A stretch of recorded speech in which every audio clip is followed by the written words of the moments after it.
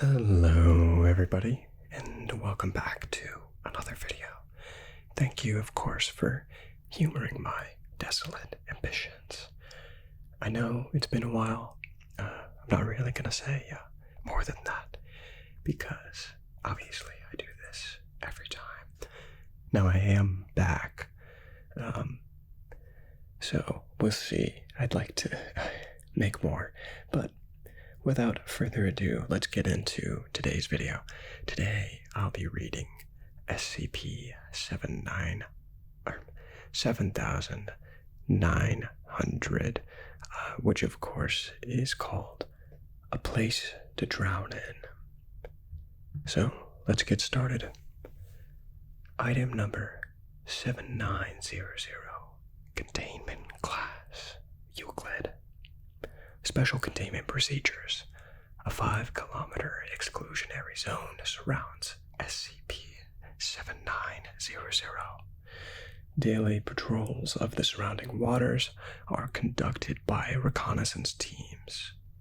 Access to the subterranean network beneath SCP-7900 is limited to personnel trained in navigating anomalous spaces.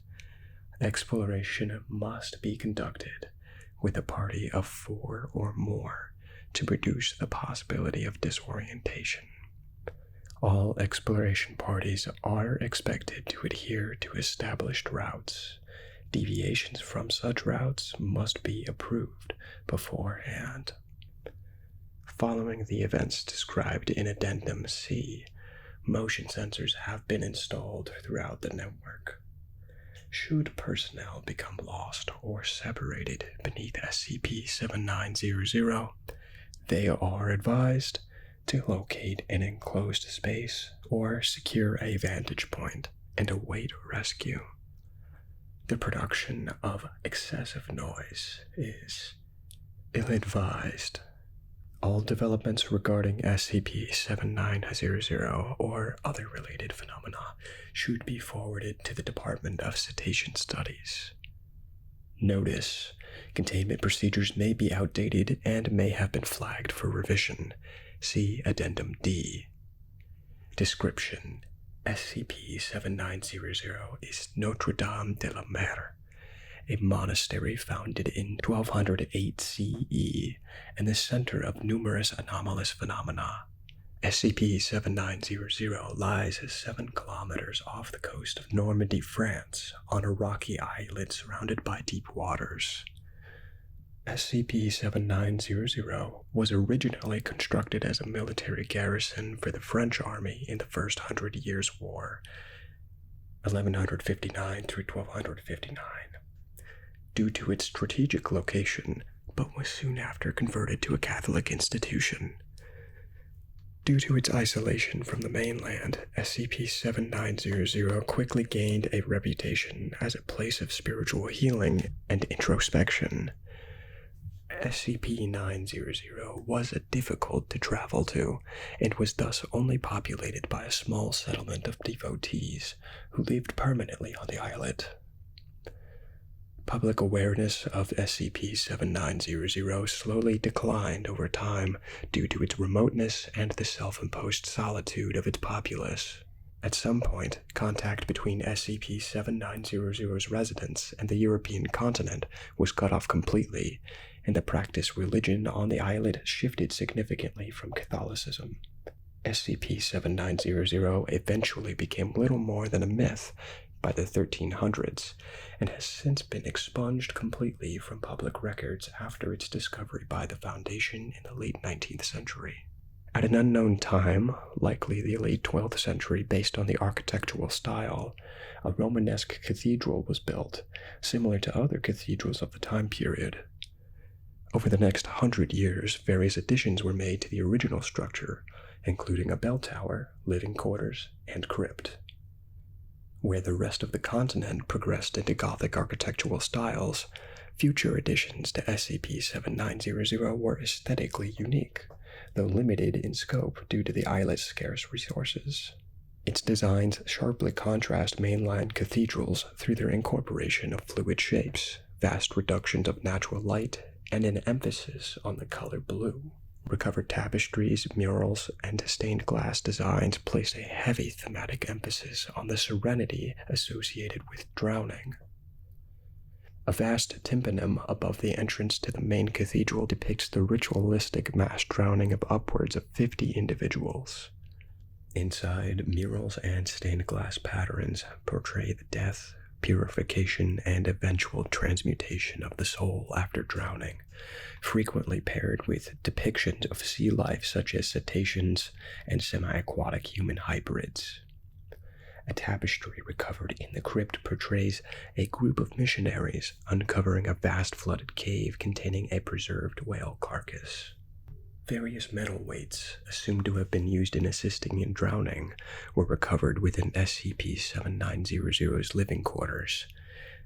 Affixed to the wall behind the altar of the cathedral was a whale skull of an unidentified species, visually similar to that of the gray whale. The lower mandibles were recovered in the crypt, bearing hundreds of names and dates carved into their surfaces, some as recent as the 1850s. Amalgamized fossilized remains surround the islet, suggesting the presence of an unprecedented number of sea life through SCP-7900's history. Currently, the islet is largely devoid of life. At the time of the discovery, SCP-7900 was abandoned.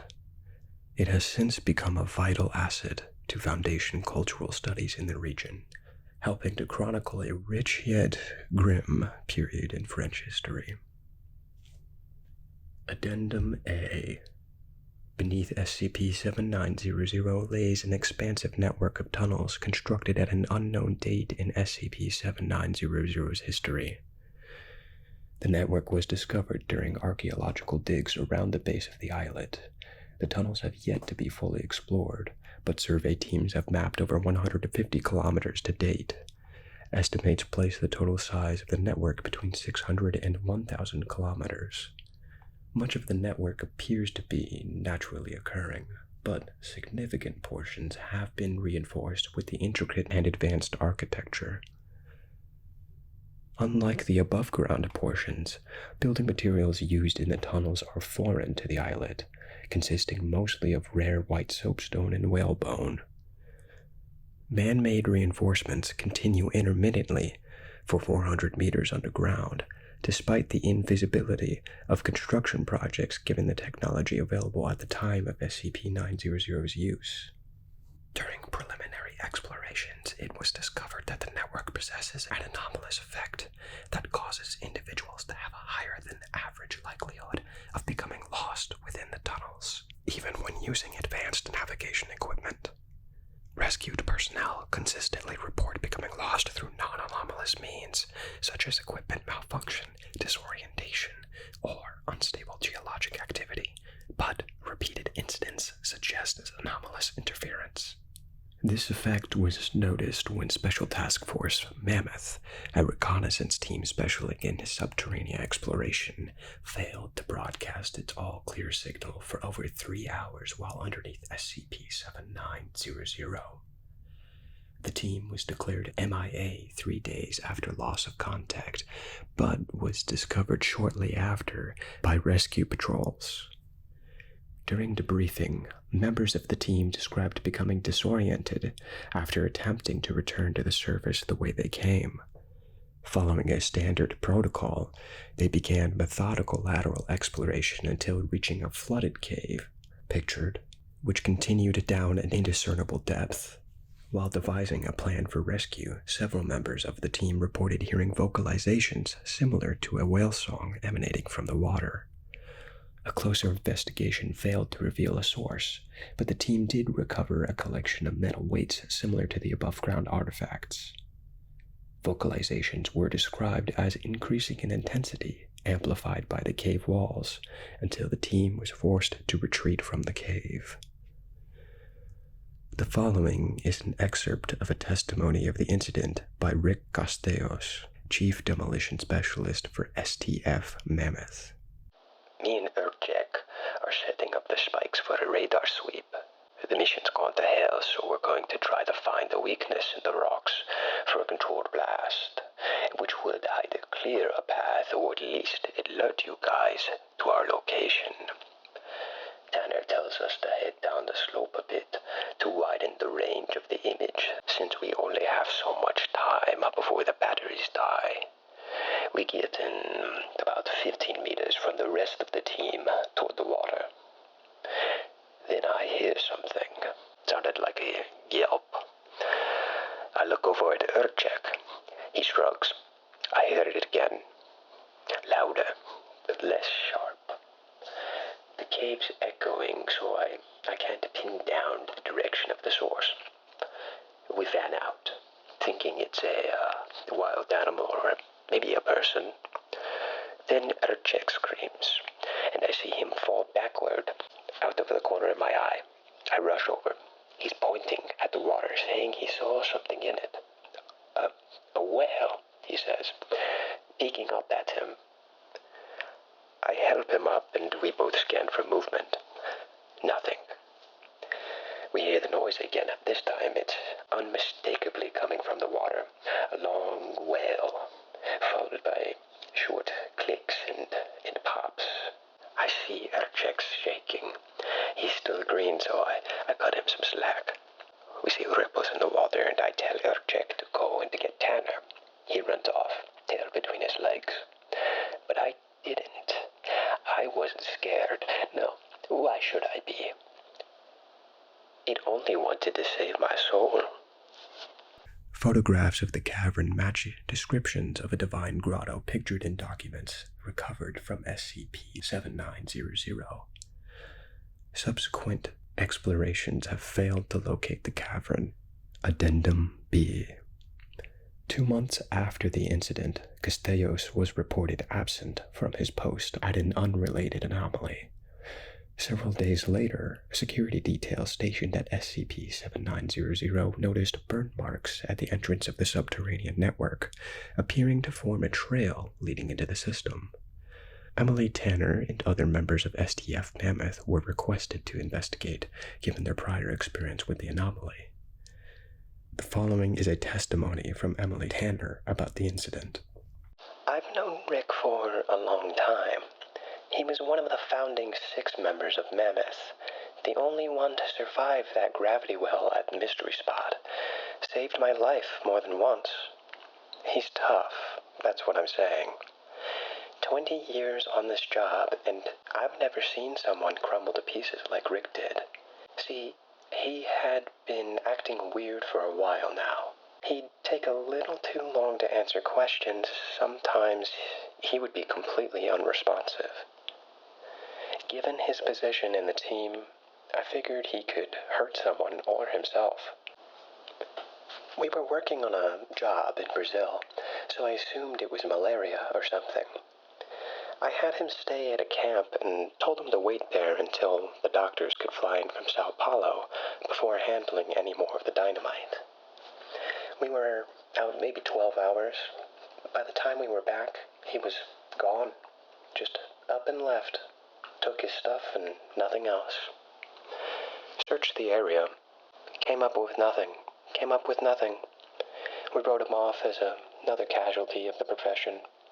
It's tough, but you get used to it here. We were writing up the report when you guys called.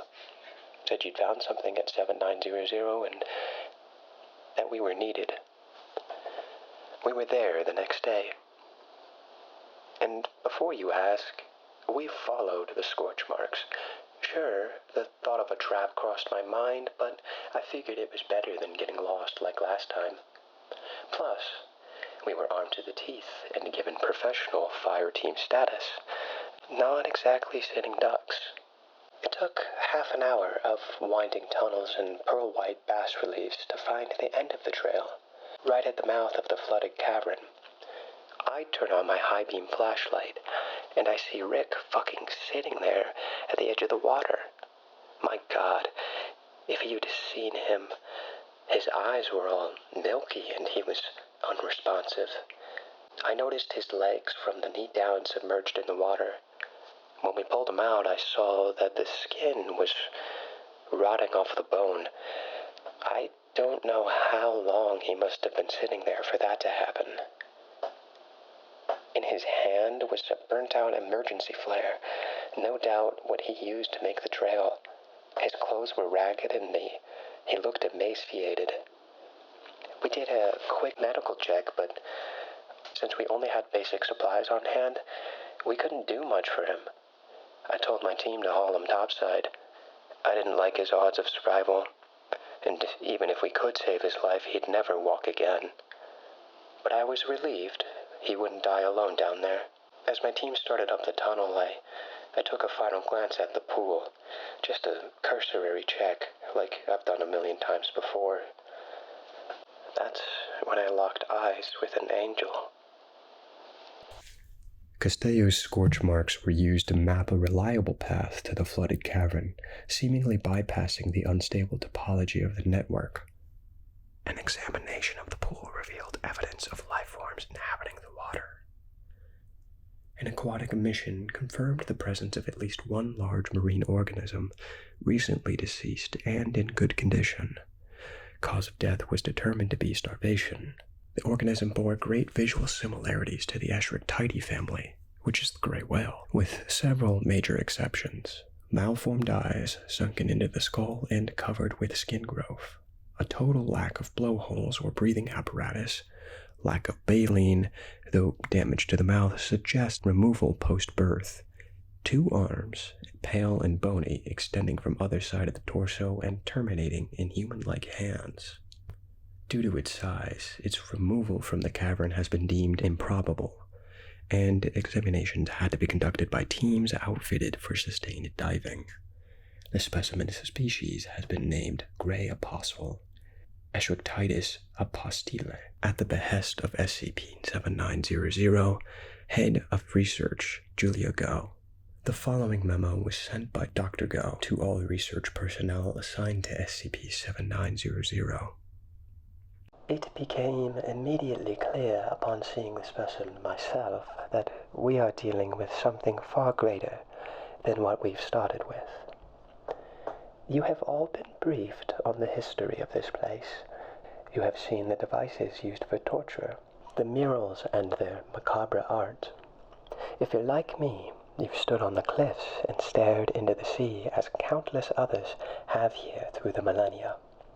What else could they see that we can't? What could make them go smiling into a cold and lonely death? Your peers have, no doubt, spoken of mania and indoctrination. They've written everything that's happened here off as a sobering reminder of the dangers of cult thinking. We've been studying Notre Dame de la Mer for half a century. They'll tell you there's nothing left to find.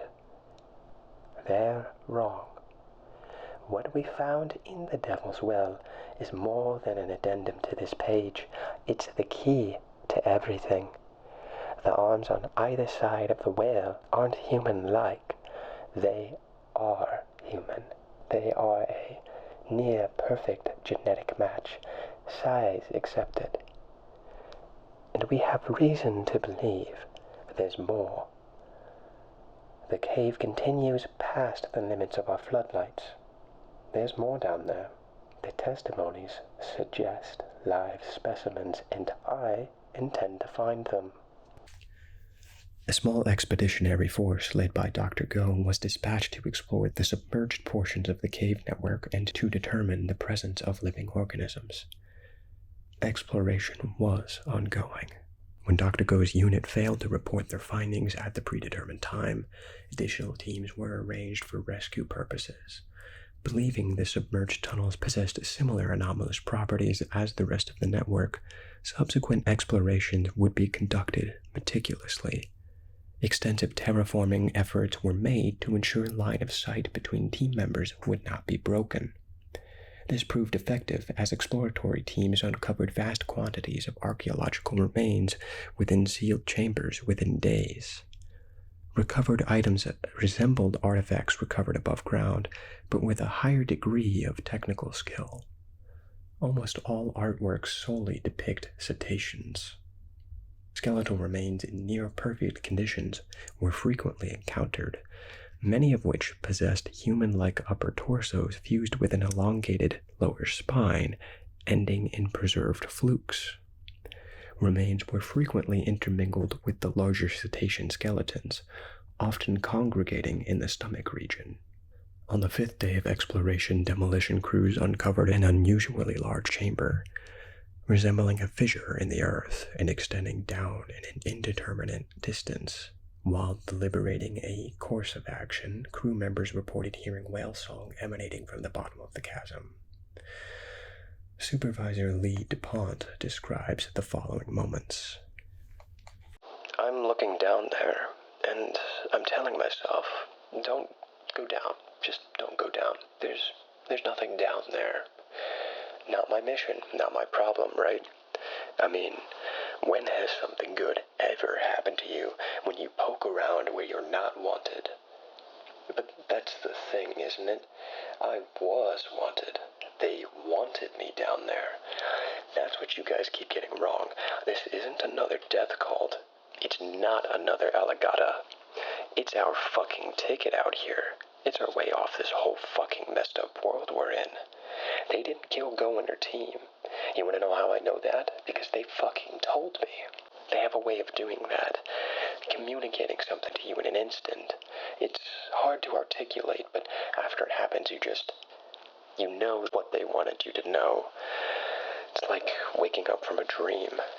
I took one look down there. It was over in an instant.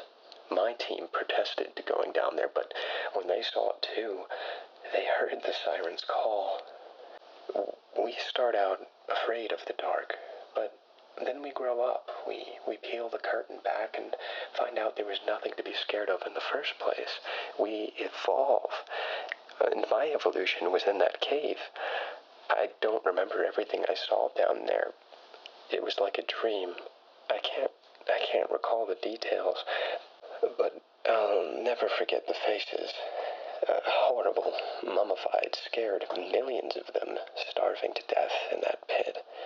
Nothing to eat after the apostles died and the drowning stopped. I see the faces of the devotees, given new life and new blood from the water. I saw Go in the bliss of her newfound immortality. I saw my team screaming as they accept God's blessing. I saw Rick and Tanner and Urchek. I saw myself from a distance. But most vividly of all, I saw God, my God, watching from through the cracks in the rock. A whale's eye blue as a sapphire, and I let his song cleanse me and birth me new. He has hopes for us, inheritors of his deluge. It's been so long since I've seen the surface, I can't wait. Lee Dupont was found by rescue personnel hours later. The other 6 team members assigned to Dupont have been declared MIA. Subsequent attempts to locate the fissure described in his testimonies have been met with failure, likely due to an anomalous interference. Dupont's skeletal structure began transforming the following morning, and he has been placed in a pressurized aquatic environment to reduce pain and observe the extent of bodily and mental changes. The Department of Cetacean Studies has been formed to document this and other related phenomena. Recent expeditions have discovered the underwater fissure via demolition efforts. However, investigations within the chamber find no signs of the humanoids nor the massive cetacean described by Dupont. Impressions in the rock imply the presence of a great number of organisms. None were present. Concurrently, motion sensors at 400, 317, 288, and 199 meters were tripped by unknown forces. Widespread technical malfunctions were ruled out, and on-site security declared an Ekai-class emergency. By the orders of Security Chief Sebastian Banks, the entrance to SCP-7900 Subterranean network was caved in with a controlled blast, sealing the system and averting a potential containment breach.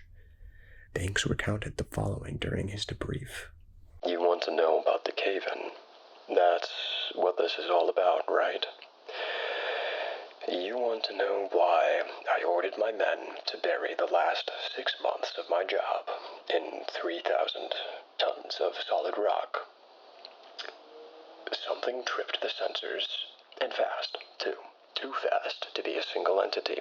Hell, too fast to be a group either. Those tunnels are narrow, and there's no way anybody would climb 200 meters in less than a minute. Unless it's water. It has to be. It's a fucking flood coming up from the abyss. The deluge, right? That's what Dupont called it. Yeah, I listened to the tape. He was fucked in the head, but maybe he was onto something. We found something terrible and awesome and beautiful down there. We fight it now because we're scared, but give it some time, maybe we hit the jackpot. Who knows where we'll be in 10, 20 years? Whatever. It's over now. That cave's airtight. Nothing's getting through. Nothing's getting out in 1,000 years. But all we've got is time, and water's patient. And that's all for today. Thank you again for tuning in to another SCP. I hope you enjoyed this one. I find it pretty interesting. It reminds me of, if anyone's ever read Hyperion, it kind of reminds me of the one story in there about the Catholic priest. And the Picori, if you know what I'm talking about. If not, I highly recommend you read the book or listen to it. Either way, the Audible is pretty good. But yeah, it's found it pretty interesting. There is a link on the words "and the water's patient," which seems to link to a story called The Beach. I might read that eventually if people are interested. But otherwise, thank you again for listening, and I hope you have a wonderful day, night, whatever time it is you're listening to this. And of course, thank you for humoring my desolate ambitions, and I'll see you in the next one. Goodbye.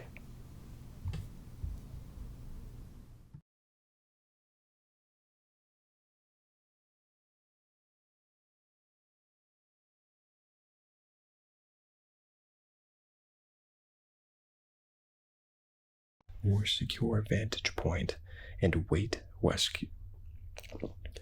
but was soon after converted to a Catholic institution.